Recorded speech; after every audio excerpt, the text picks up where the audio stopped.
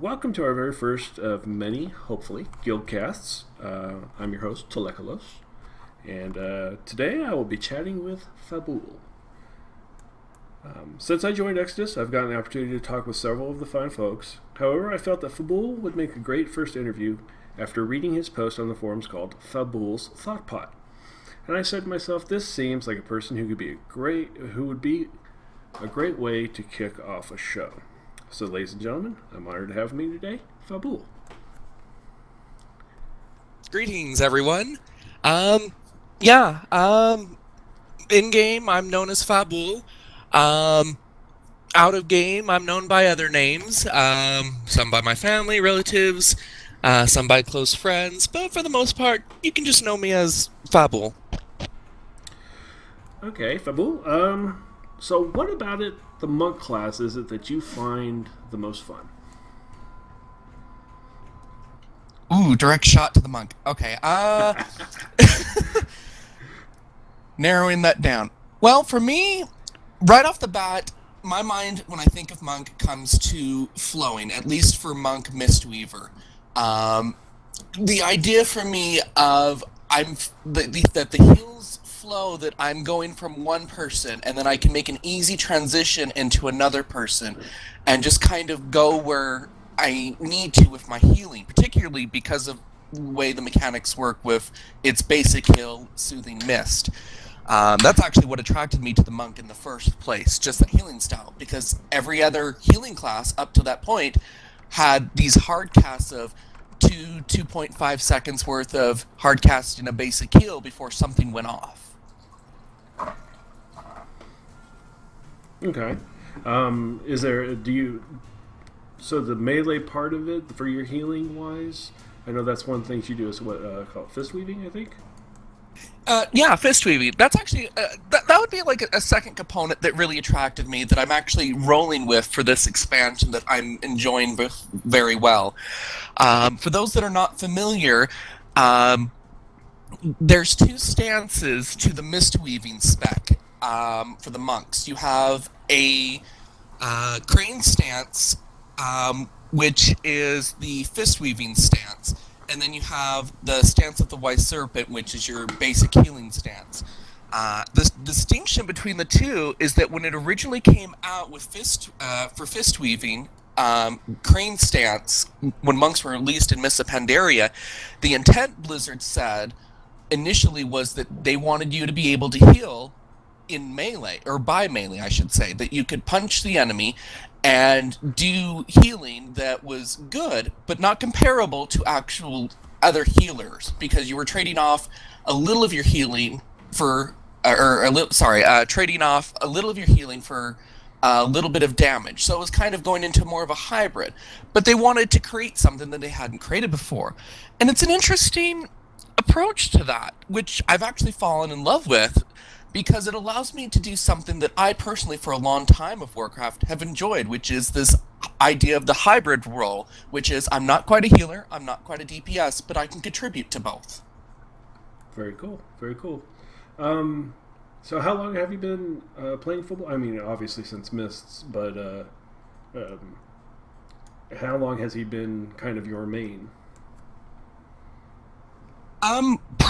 He would be my main probably 2 or 3 months into the expansion for Mists of Pandaria.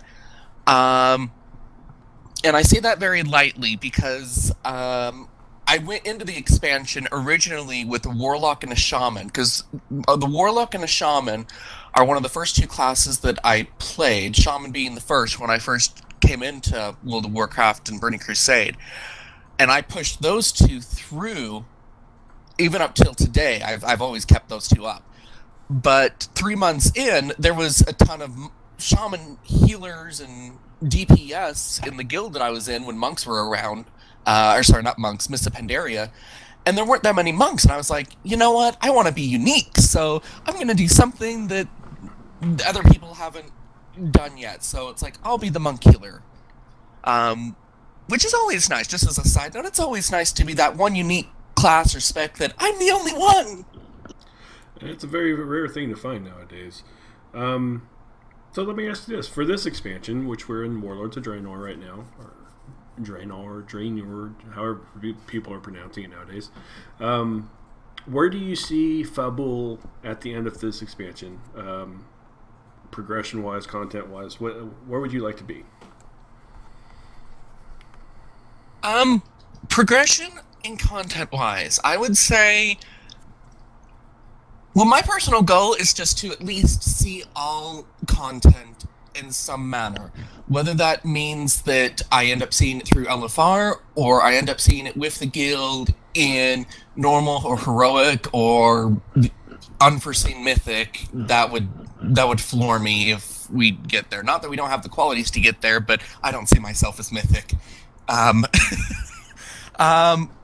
in terms of, I suppose, realistically, where I'd love to be, or see myself, I guess you could say, I would think heroic by the end of the expansion. If we're talking like end of the expansion, just before they release the next one, I would love to be able to come out and say, I was in the Cataclysm Guild, and our group was so good that we rocked heroic, whatever the last raid tier is going to be. I don't know if they've mentioned what it's called yet or what it's going to be, but whatever it is, heroic, whatever. Cool. You kind of already touched on this question a little bit, but if you were to have to or want to change your main character or class, which one do you think you would select and why? But like I said, you kind of already touched on it with the Warlock and the Shaman a little bit, so. Yeah, and that's actually probably where I'd be torn, because before this expansion, I would have gone straight to the Warlock just because I have a passion for the Warlock and the Affliction Demonology. I've loved playing those specs. Part because of just the uniqueness of it, and part because I've got a lot of history with some good friends of just doing some stupid stuff. Ooh, can we run through this town and live? I don't know. They're Alliance and we're Horde. Let's do it and do a corpse run and see how far anybody can get. I mean, just stupid stuff I've got attached to characters like that. Now, if we're talking just in terms of things I like about a class, if I was switching to a main and then running with the guild, I don't know, because they've changed things between the Shaman for all three specs and for the Warlock for all three specs going into this expansion that's really thrown a wrench in the playstyles I like, and I honestly do not know which of the two I'd pick right now. Okay, that's an honest answer. That's what I like. If you were to make one change to the monk class, either being the specific spec that you run or just as a whole, what would you like to see change? There's actually a number of changes I would make. I guess trying to narrow this down to one. Well, if I could only pick one, and we're talking like a realistic change for mist-weaving monks, so the healing monks, I would want my chi generation back for Soothing Mist. And for those that are unfamiliar with that, it's the ability to generate chi, which is your kind of equivalent of holy power or combo points for other classes. And it's the way it worked before this expansion was you channel Soothing Mist, you'd gain chi stacks or orbs over time, and you'd be able to use that in other abilities. And that's kind of ties into what I was talking about before with the idea of the flow of healing. So you'd channel a basic heal, build up the chi spheres, or like I said, combo point equivalents, and you'd use those on other spells. So it was that back and forth flow. So that would be the change for Mistweaving I would say I would love, if I can only have one that was more realistic. Now, if it was in terms of a dream change, I would just totally revamp Mastery into something else. Because the idea of Mastery right now with the orbs is nice, but it is such a pain to get people to either use the orbs or to make full functioning use of them. Now, as for the other specs, Windwalker, for me, off the top of my head, it's the brew. that one, everything else is nice, but I have a hard time getting that brew fixed in. But I can't say too much about Windwalker. I haven't dabbled in it a whole lot. And I'm not sure what I would do for Brewmaster for a monk. I actually, for a Brewmaster monk, there's a lot of things I do like about it. I think the only thing I might change, um, maybe just how you get rid of the stagger damage. I don't know, tweak that a little bit. The mechanic of stagger is awesome. It's one that's never been approached by any other tanking class. But I don't know, I'd almost would like one other way besides the purifying brew to get rid of the stagger. But I don't know. Okay, cool answers. Probably threw a couple of these at you without you being prepared. I apologize for that. So far in the World of Warcraft, in all of its expansions and all of its glory, what has been your favorite raid in WoW? For all of World of Warcraft up to this point? Yep, up to this point, everything. That would have to be Naxxramas. And there's two things for that jump out for the reason. One is it was the first raid that I got to go into and actually feel like a part of a raid. Because I was part of a guild called Make My Day, and none of us had really any raid experience. It was a family-friendly guild, we were all casual, and we all wanted to raid, but we had no idea what we were doing. So when we had enough people, we're like, let's go try this out. We have no clue what we're doing. All right. So first night we go in there, and we wiped, I think a dozen times at least, but none of us were mad or angry or anything. It's like, we have no clue what we're doing, so it's awesome. It's like the blind leading the blind. So that's like half the reason why that was my favorite raid, because it was the new experience. It was I'm finally here, and I'm really a part of this. And I guess I should mention this is Naxxramas 2.0, the Wrath of the Lich King version, not the original version. I would have loved to have been back there, but that's a story for another time.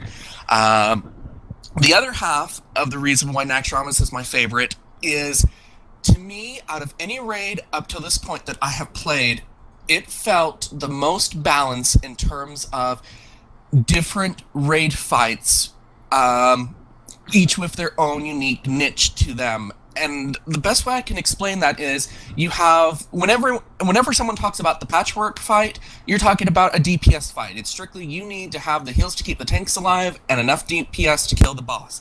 And then you've got another boss that covers other spectrums, like Hygen the Unclean, which is, it's not a DPS race with Hygen, it's a mechanics race if you gotta learn the dance and the floor. And that was kind of the unique thing about Naxxramas, where every raid boss in it, there was just one thing you kind of had to master, and if you could get that, you got the fight. And there was one boss fight that kind of covered almost all the areas you could think of at the time, at least that they could offer mechanic-wise.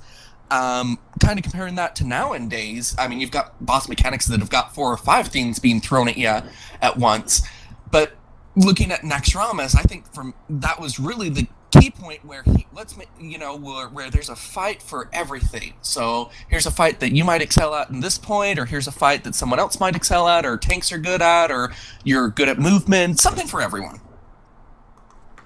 Very cool. Yeah, I like Naxxramas myself a lot too. I would say for me, that's probably in the top 5 for sure. Definitely in the top 5. And also 2.0 because I was too newbie back in the day for the original one.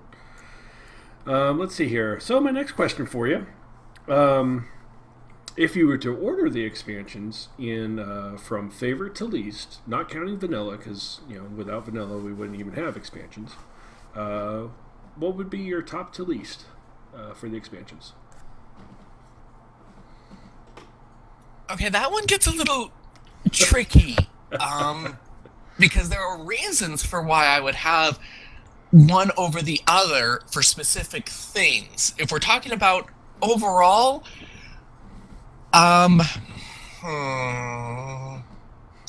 that's That's actually a good question.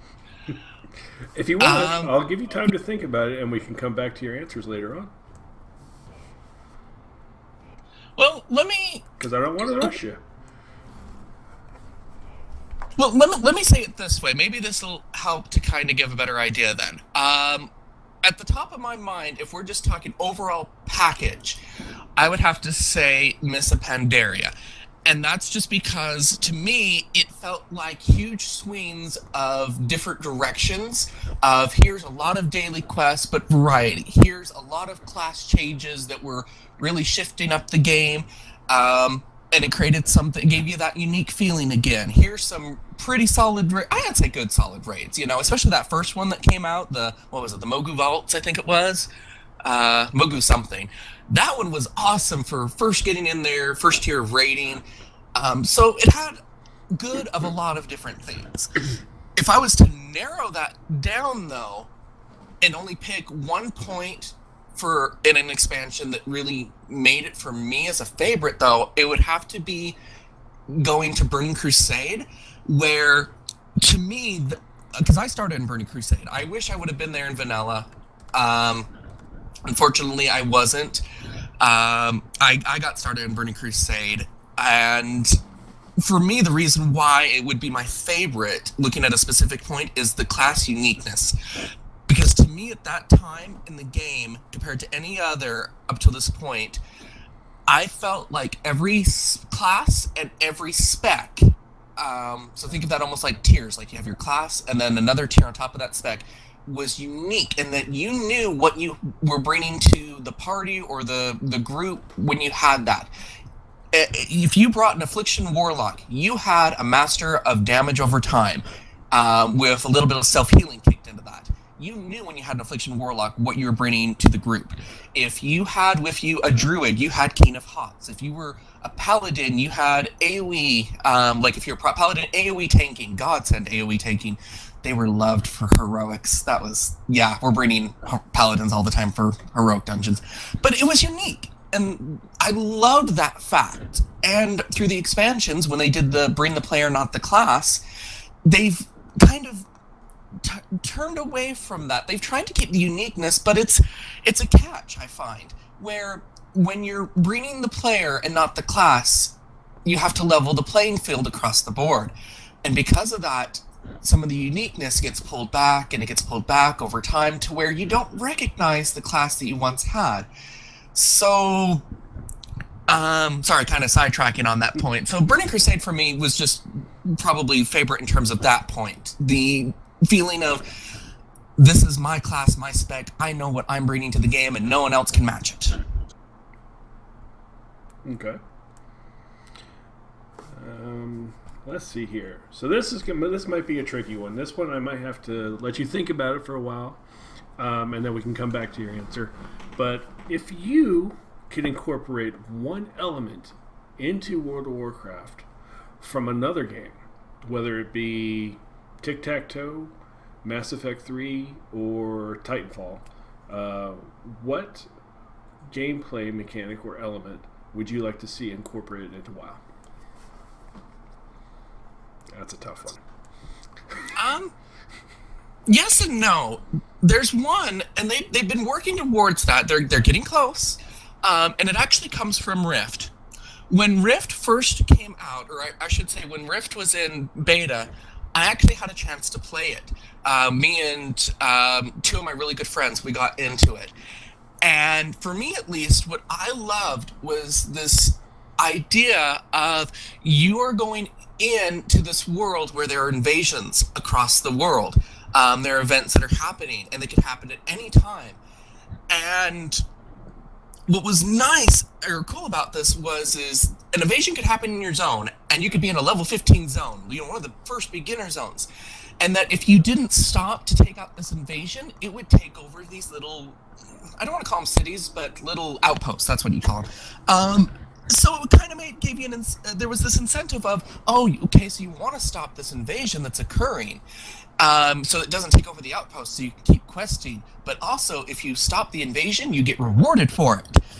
And they had this in WoW in a small form, which for their elemental invasion, which should have been for Cataclysm, and that was really cool. But they never went on with that, and I was a little disappointed because I'm like, that is like a cool thing that, granted, it would take a lot of work to put in game, but it would be a cool thing to see, to where if could you imagine in World of Warcraft if like, say for the Iron Horde, that randomly throughout the zones you would have the Iron Horde like invasion groups just pop up and they'd start moving towards your little outposts.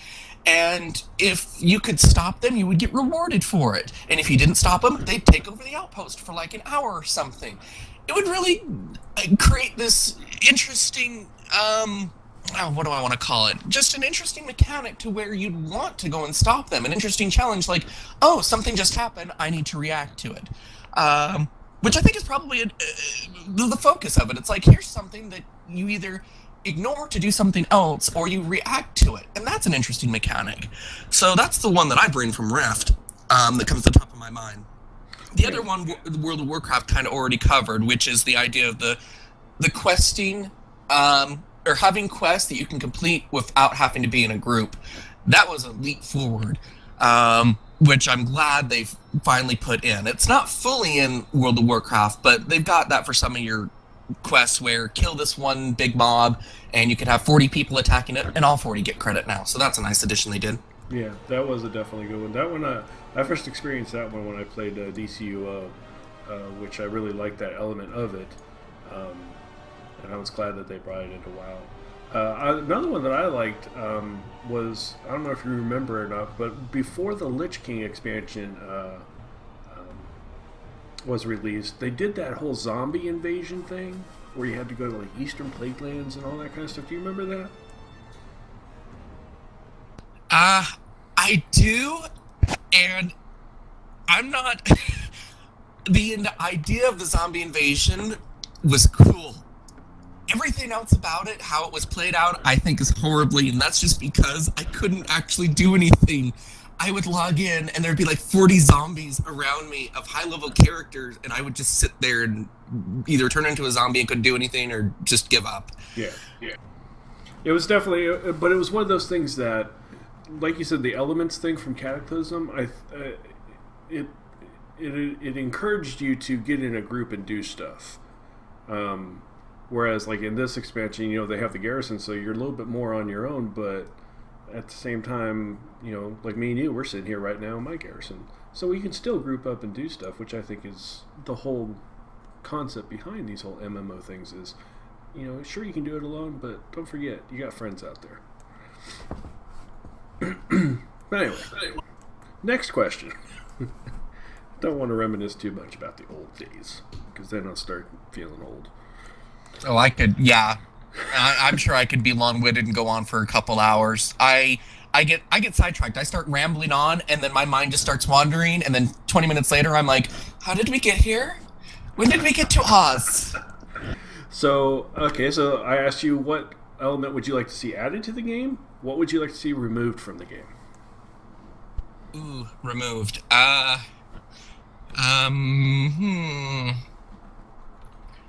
Off the top of my head, I don't know. Let me see.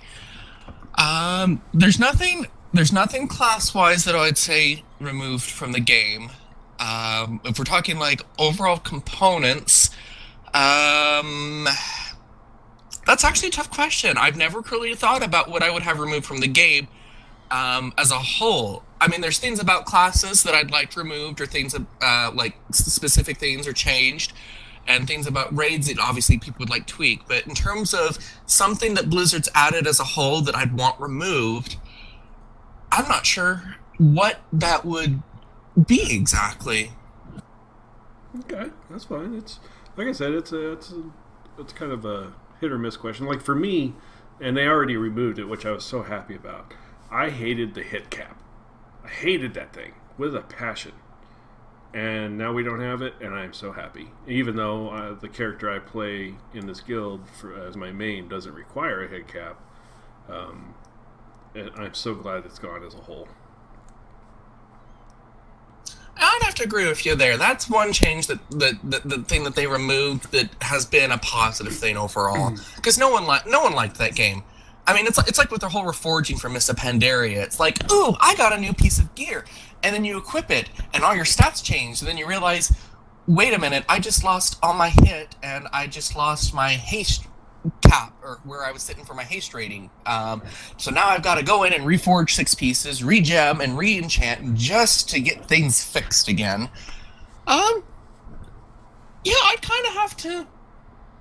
I think that's where I'd probably put it at. I'd have to put it at the removal of stats that are overcomplicated and are not beneficial. So if I was to talk about currently a stat that they'd remove, versatility. Versatility is one that on paper it looks so cool, and as many things do with Blizzard design, they look cool on paper. The problem falls is the implementation and the use of once it's actually out there, how does it get used? And versatility, unfortunately, with the exception of tanks, I don't know of any class that really strives for that, just because it's not as functional or functioning as other stats are. And I believe part of that is because every class has got they've either got one stat that's boosted because of their spec, or a stat that's hooked to an ability. So an example of that would be, I'll use my own Monk Mistweaver. Even though multi-strike is the stat that's boosted for me, crit gives me a chance to, or higher crit gives me a chance to get more mana tea, which in turn gives me more mana to use, which is always great. But I don't know of any spec out there that actually looks at versatility and go, ooh, versatility! If I get more versatility, I get more of this ability or this skill. There's just nothing out there to make it cool. It's just sort of a stat that's just there. I got that one. I'd say, you know what? That one, just toss and put that weight of stats into something else. That would be what I'd got. All right, I'm actually kind of a little bit in agreement with you right there. Versatility, I'm wondering if it's one of those stats that's going to really shine towards the end of the expansion. But I guess we'll see when we get there.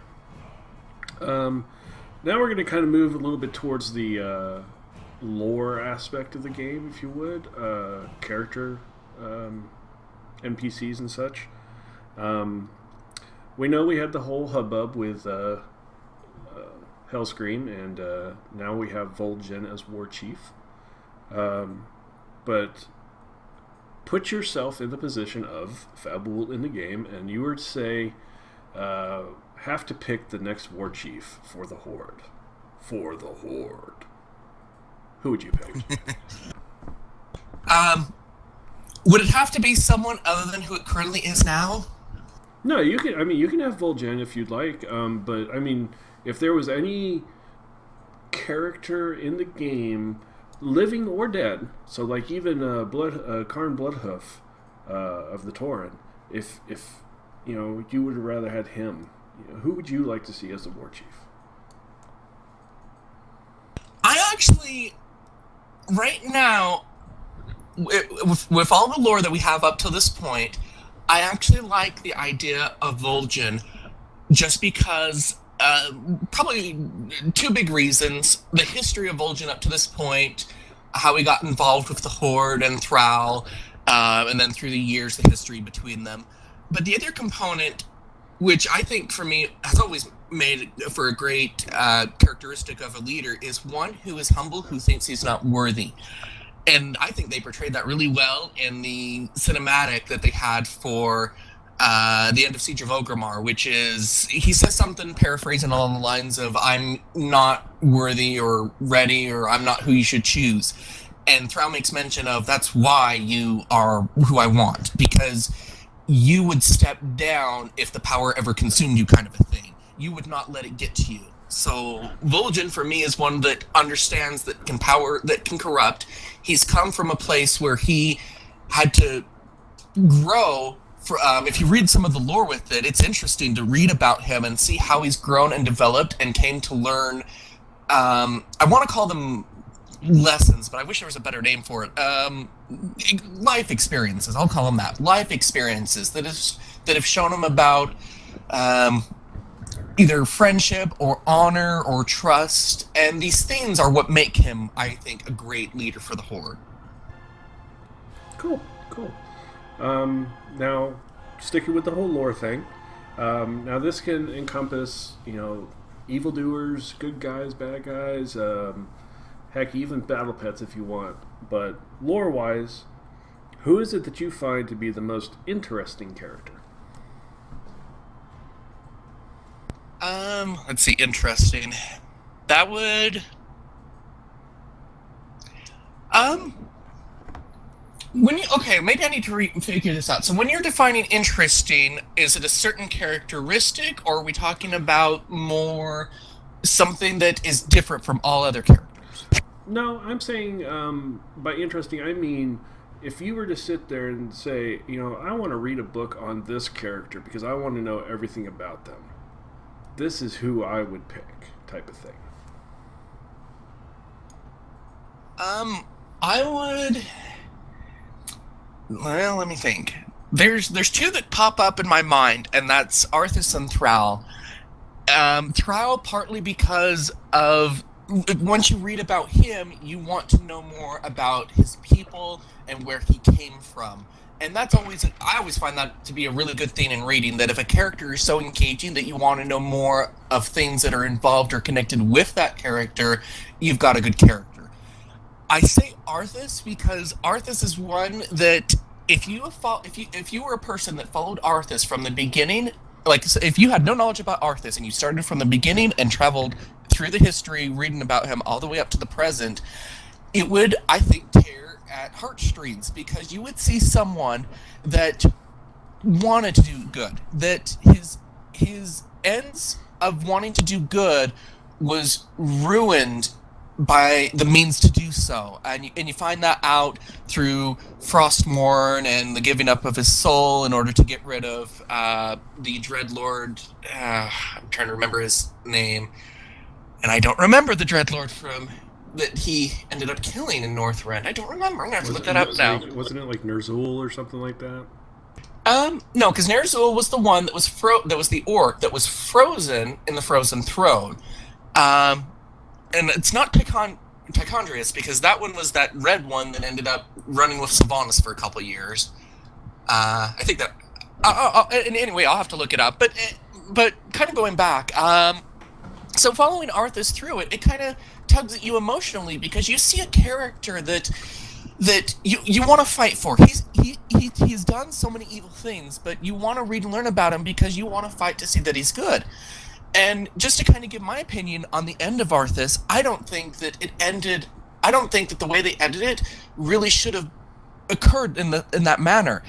I felt that there was so much more story-wise that they could have done with Arthas in terms of redemption, because I'm one of those people that actually fall on the side of he never really got his deal completed when he gave up his soul, because when he said that he would give up anything to save his people, a lot of lore people out there said that, okay, he gave up his soul in order to stop the Dreadlord, and it was out of revenge, and that's when the deal was complete, and his soul now belonged to Ner'zhul.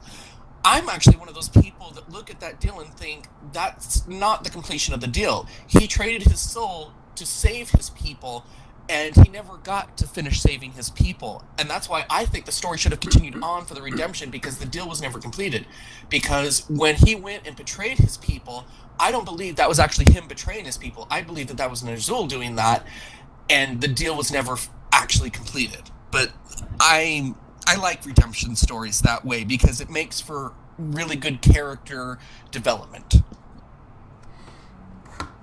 I agree with you wholeheartedly. Is it Mal'Ganis? Is that the name that we're thinking of? Or no? I think it is Mal'Ganis. That sounds right. I just remember there was one that taunted him the whole way through and thought that, that he was going to end Arthas and that there would be nothing left of him, and then he got betrayed by Ner'zhul, because Ner'zhul had his own little plan of, I don't like the Dreadlords controlling me. We're going to create our own champion that'll eventually free me from the Frozen Throne. Yep. All right. So, with that, that is actually all I had questions-wise for you. So if I could, I'd like to say thank you for your time. It's been a pleasure finding out a little bit more about you, what you like about the game, and I hope our guildies in Exodus enjoy the conversations we had today. Next time on Guildcast, I'm going to try and lock down the ladies of Exodus and get them to sit around the campsite just like me and Fabul have done today. And have a nice little chat with them. Fabul, I appreciate your time with me today. Oh, sure, anytime. I actually enjoyed this. I look forward to doing more talks or discussions. Cool. And I'm still trying to come up with a nice little catchy end line. So I'm going to try this one out, and hopefully it works. If it doesn't flow, then maybe I'll edit it out. Who knows? But remember, legendary is not just an item level; it's a frame of mind.